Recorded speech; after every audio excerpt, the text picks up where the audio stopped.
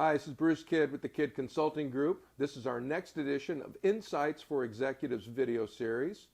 And we've got an important and interesting topic today, and I'm delighted to have a friend join us as my subject matter expert because she spent her whole career doing this. Karen Mangia is an executive at Salesforce. She's also a best-selling author. One or two books? 4. 4? Yes. Whoa, sorry. I know about the first 2, but I don't.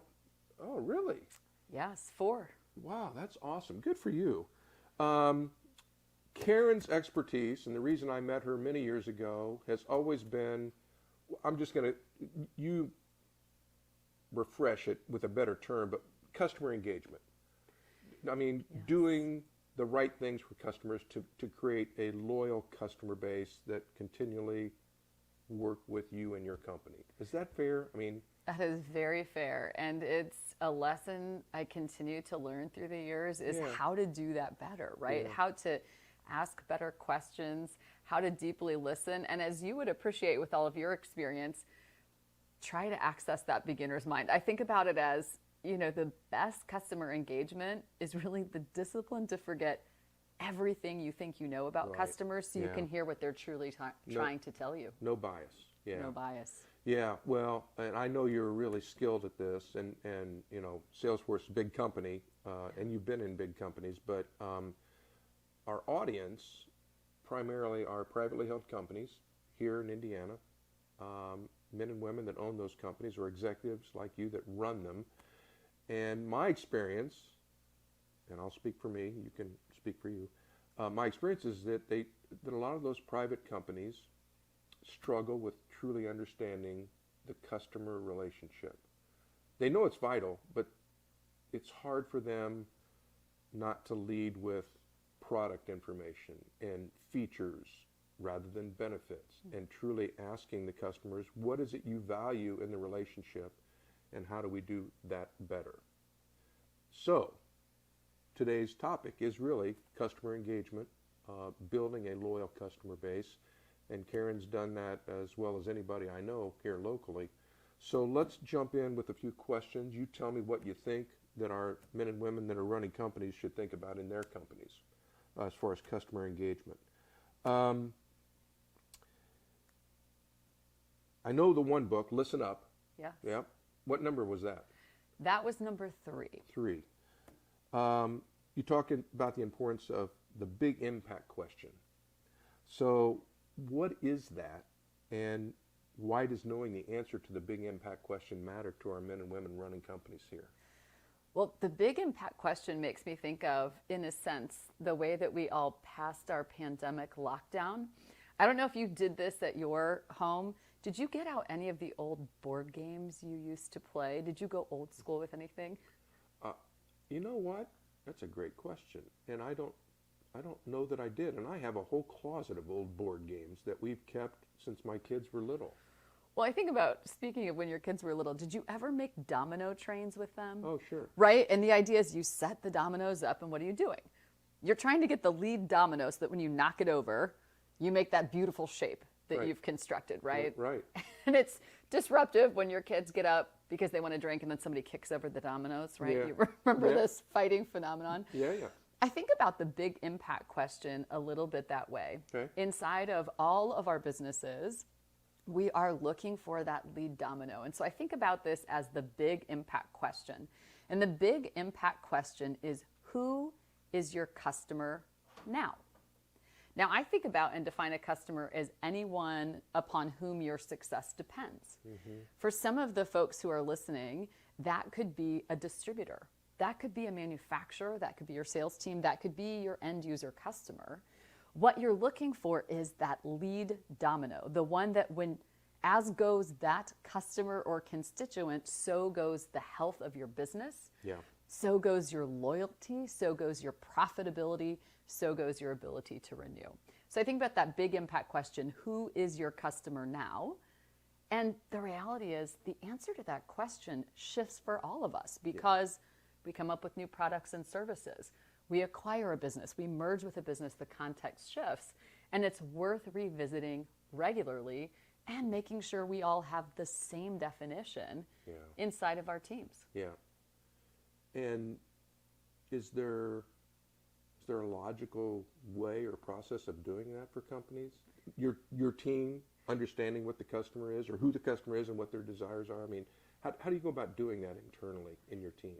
Yes, I think about making the big impact question an explicit conversation, and here's why. Okay. I find that when we are in this motion where we're struggling to allocate budget or align on priorities, sometimes it's because we have a different definition of who we are serving, why we are serving, and the greatest good or outcome that we expect to come from that service. Mm-hmm. So when we find that we are out of alignment, it's time to press pause and ask, do we have the same definition of who our customer is, Okay. the experience that we intend to deliver them, and how that experience is or is not showing up for them? A classic example people share with me is the difference between someone in your organization who defines your customer as an internal person they serve versus an external person. Right. Another great example in this complex value chain, if you sell through someone else to get to your end customer, well, is it that partner or distributor, or is it the end person who receives and benefits from your product or service? Yeah. Yeah. When we first met many years ago,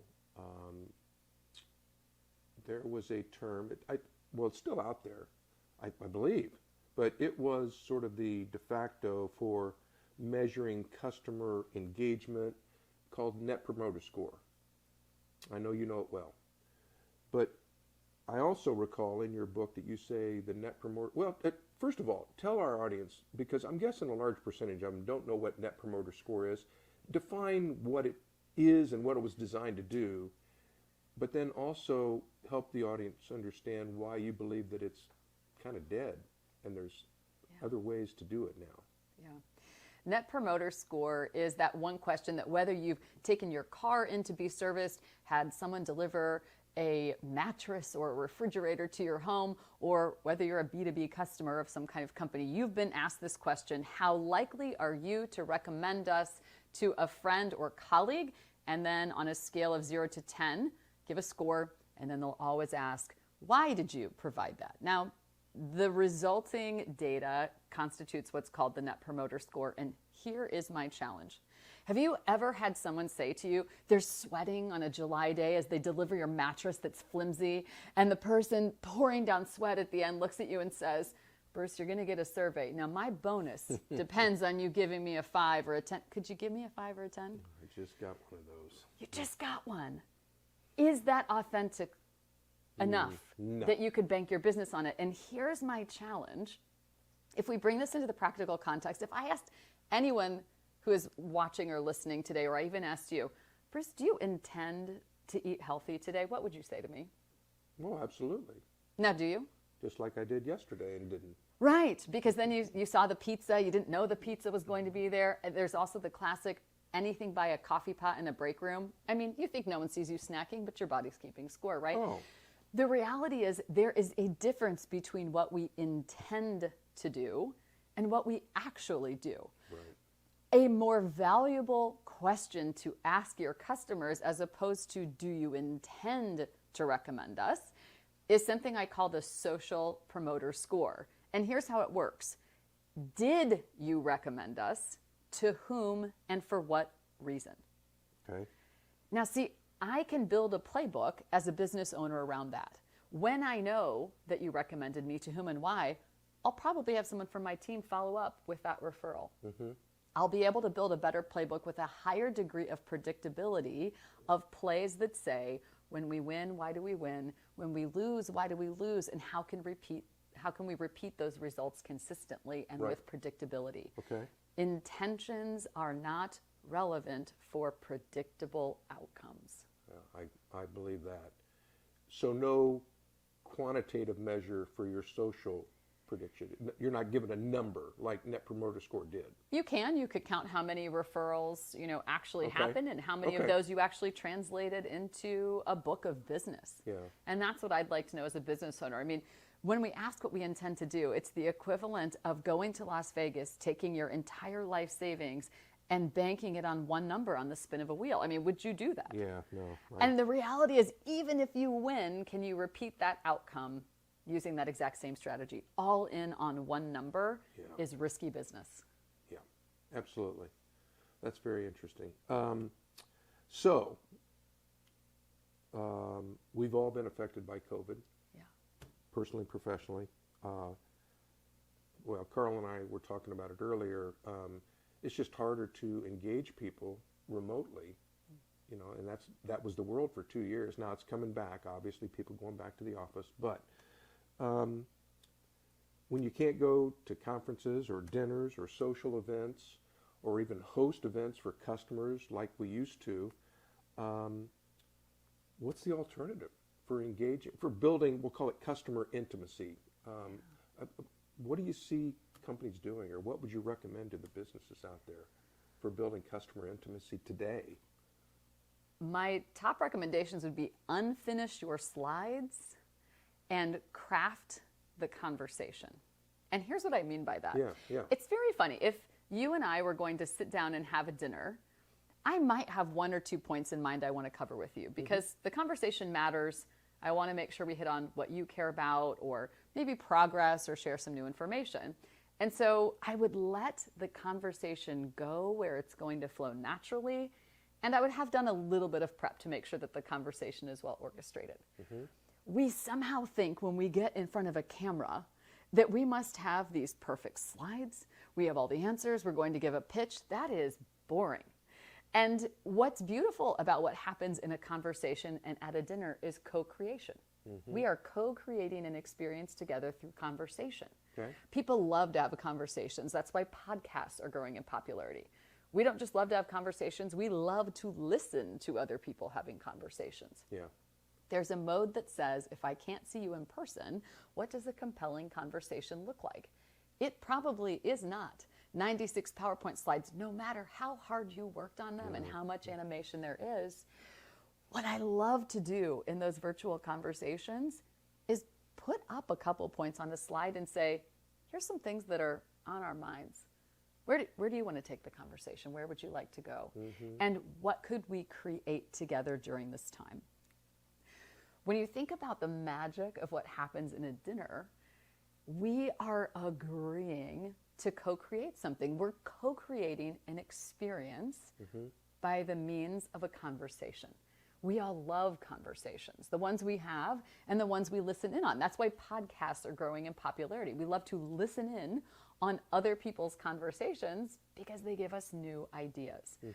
Well, what would happen if we changed this construct of customer intimacy and conversations in meetings, and instead of becoming broadcasters with perfect points on PowerPoints, all 96 slides of them, instead we thought about what could we create together, and then we spoke that into the conversation. Okay.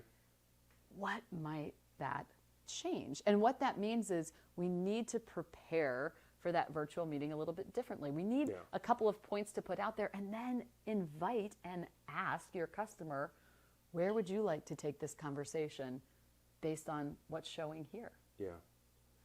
And the customer appreciates that because they're part of the solution?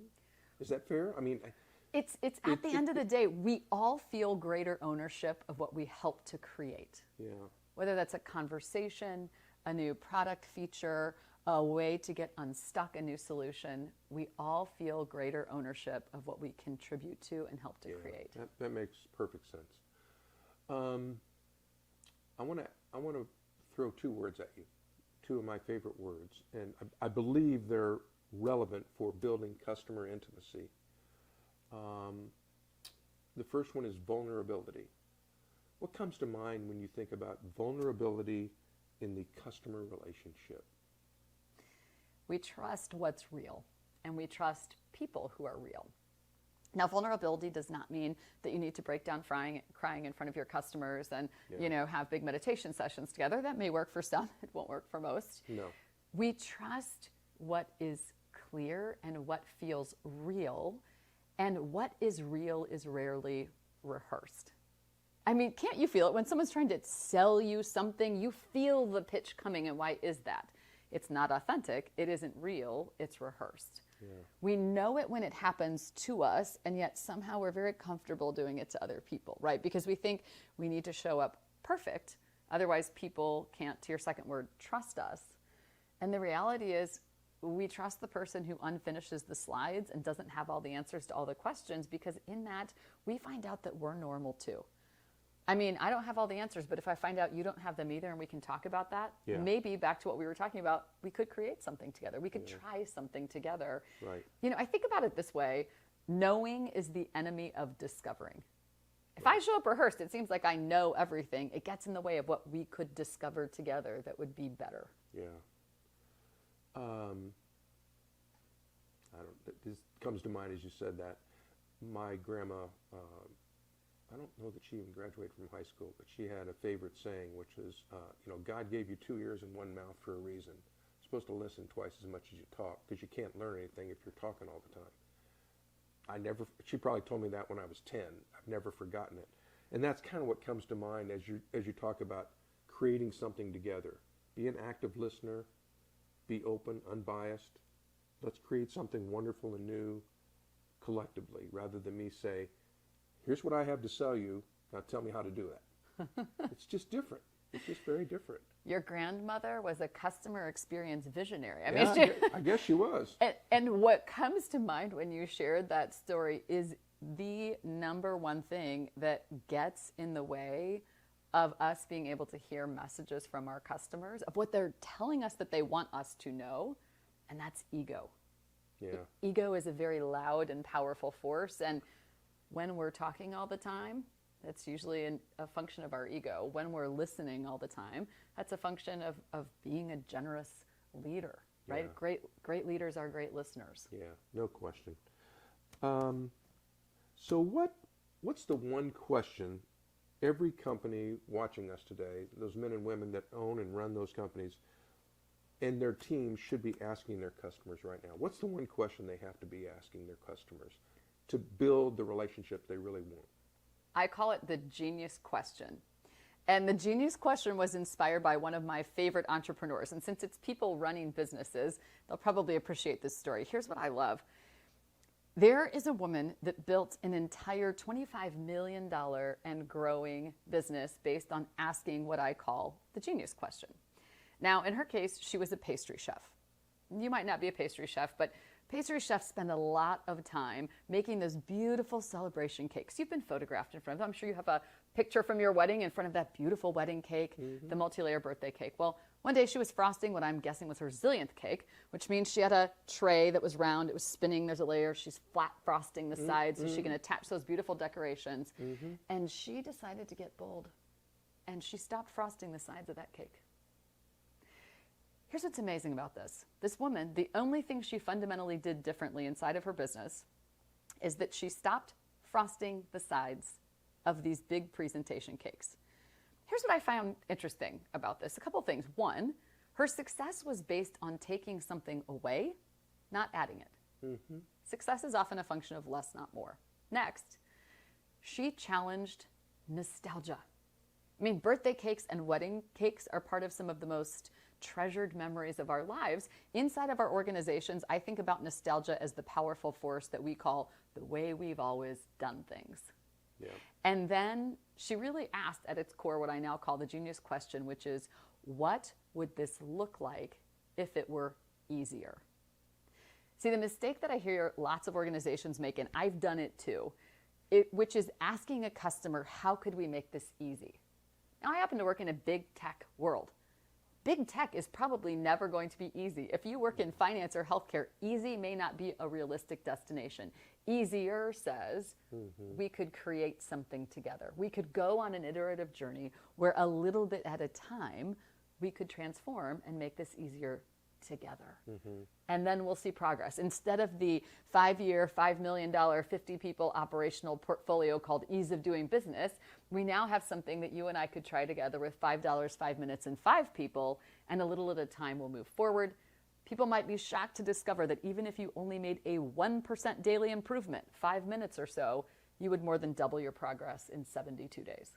I'd rather be double down the road in 72 days Yeah. than standing there with this massive, unwieldy portfolio. Yeah.